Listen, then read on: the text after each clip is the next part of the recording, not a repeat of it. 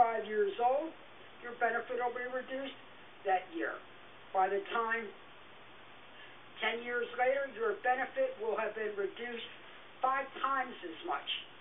And if you make it to 85, your benefit will actually be reduced by 10 times as much. This is, to me, a horrifying idea. The current CPIW, which is the way we call the cost of living, was used in 1972. It was the only measure we had at the time, and it was viewed as an advanced thing for an inflation-proof benefit. Now, when we look at it, what we know is that we know the purchasing power, not the purchasing power, what is the market basket that seniors use.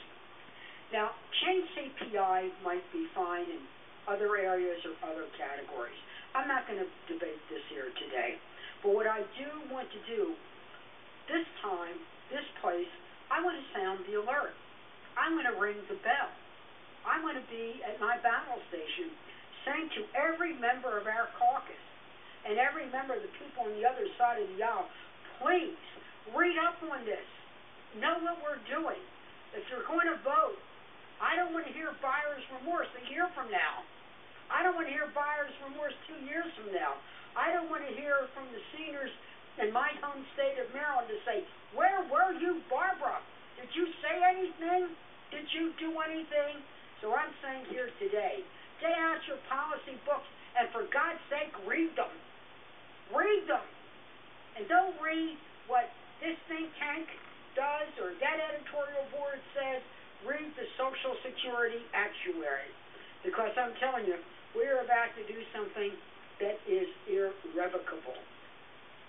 You know, Mr. President, I believe in old-fashioned values. And one of the great ones is honor thy father and their mother and your mother. It's just not a great commandment to live by.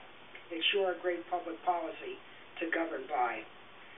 The American people every day, particularly who work hard, you know, and live by the rules, go by the rules, pay into Social Security over a lifetime. We said to them, if you do that, your Social Security will be a guaranteed benefit. It will be a lifetime benefit. It will be reliable and undeniable, and it will be inflation-proof.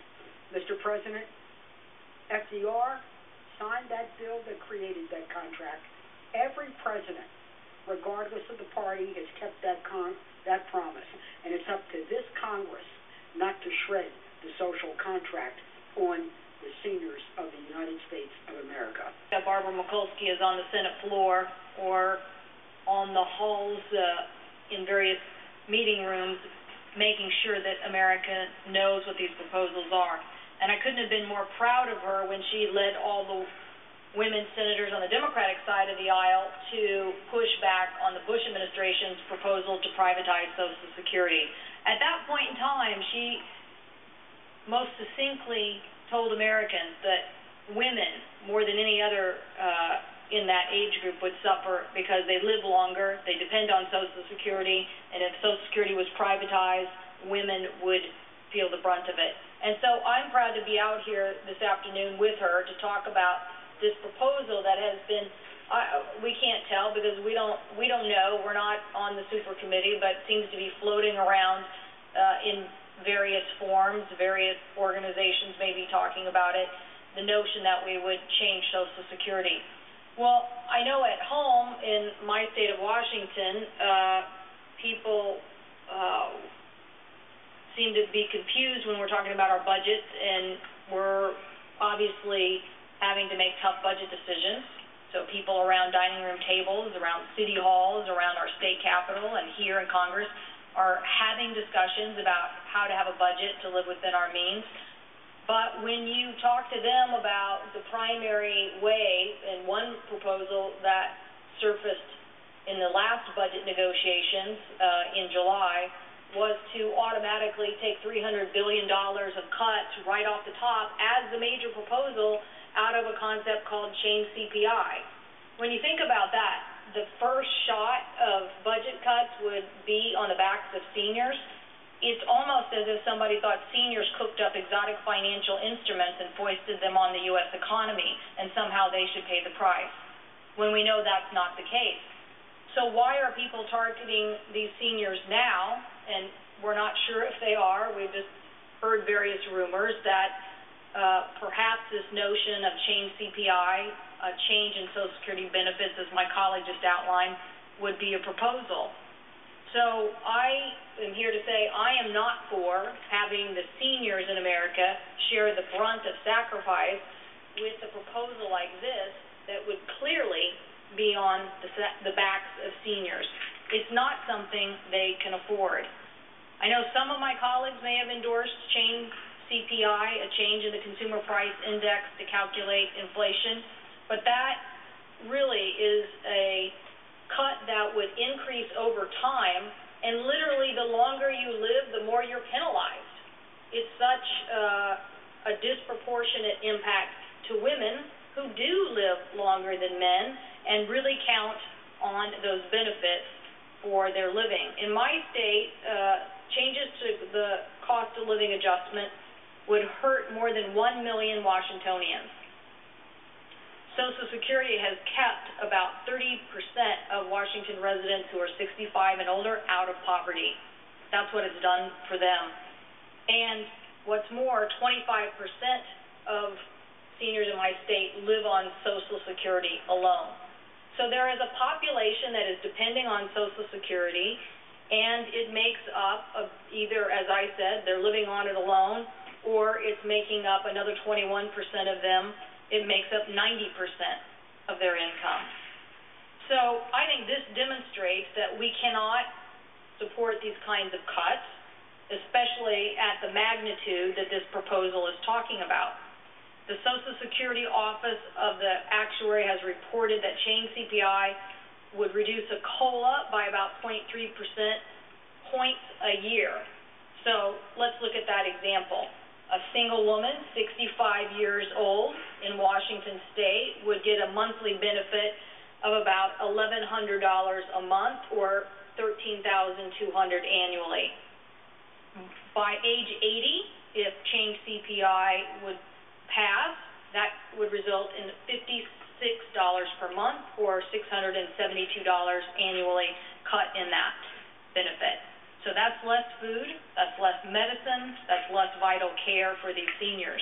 If that individual actually lived to 90 years old, it would be an $87 a month cut and a $1,044 cut annually. That, if you think about the cost that these seniors endure, and I, for one, have proposed changing the market basket of goods that the CPI is based on, because if you think about it, we have a market basket of goods for their CPI that are what the overall economy looks at, but seniors have a much more expensive market basket of goods.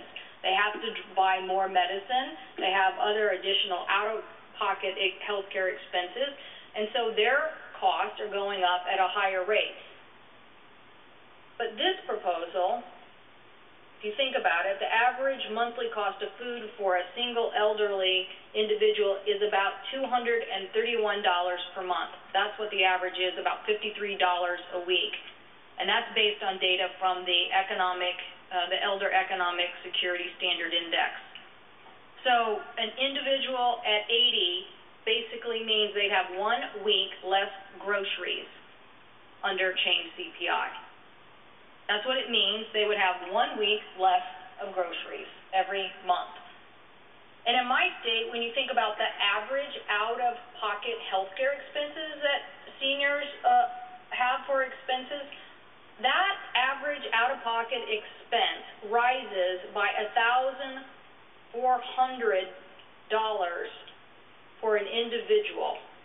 So that is, if you just think about it alone, the increase in health care out-of-pocket expenses basically wipes out where many seniors are for any kind of remaining income. And certainly if we put this kind of cut on top of that, it would make it clear that seniors would be getting less from Social Security. Now, we just recently, for the first time since 2009, gave seniors an increase to their cost of living adjustment. And so now what are we going to do? Go backwards and take it away from them? For 75 years, Americans have been paying into Social Security with a promise that they would receive these benefits in their retirement years. And now is not a time to break that promise. So I think my colleague has clearly come to the floor with a message to our other colleagues who aren't here this afternoon to say, take a look at the details of this proposal. This is not a simple proposal about in the future someone is going to get less than they might under some other plan. This is about a cut in the benefit formula today that would impact seniors if implemented. And so I am here with my colleague to say this is not, our economic situation has not been caused by seniors coming to Capitol Hill and proposing that we have opaque derivative markets. It wasn't caused by seniors coming here saying, you know what, let's go ahead and have the banks get rid of Glass-Steagall and so the banks can do whatever they want. I mean, seniors didn't come here and foist this economic situation on us, and yet where are the other proposals to help fix that? Yet the number one proposal that we saw circulating in July was to right off the bat $300 billion coming on the backs of seniors. So that same proposal is still circulating here in the halls of Congress, and my colleague and I are here this afternoon to say it's not the proposal we should be considering. And so I hope our other colleagues will stand up to protect seniors, particularly women who are living longer, and making sure that they have these important Social Security benefits. I thank the President, and I yield the floor.